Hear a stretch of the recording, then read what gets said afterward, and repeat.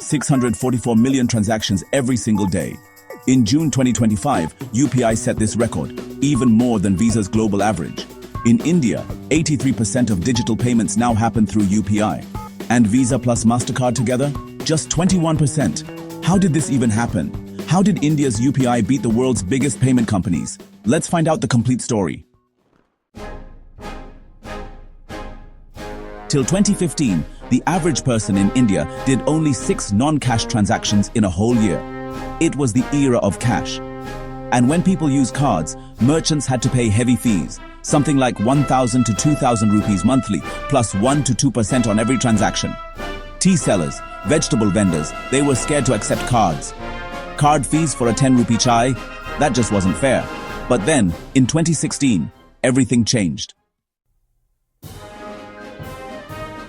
On 11th April 2016, NPCI launched UPI. The concept was simple. Your phone number is your bank account.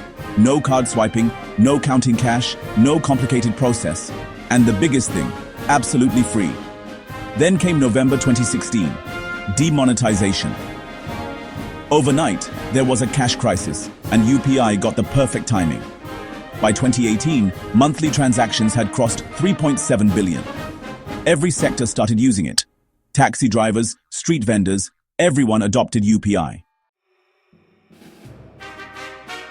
Now, the real competition began.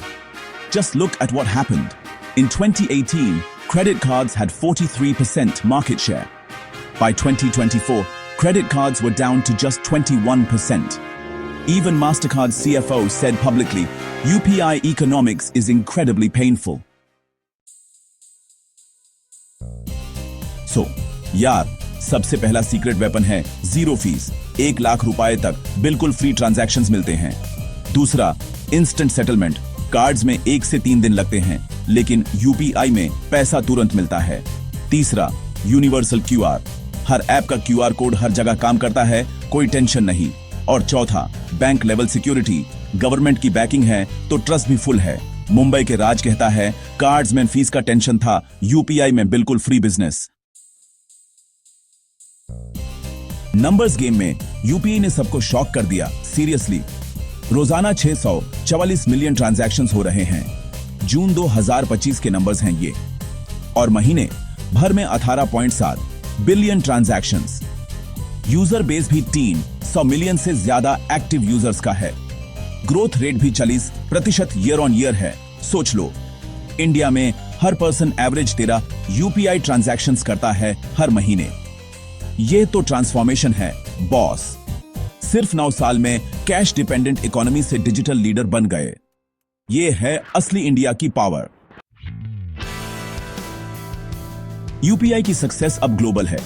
Singapore, France, UAE सबने UPI adopt किया।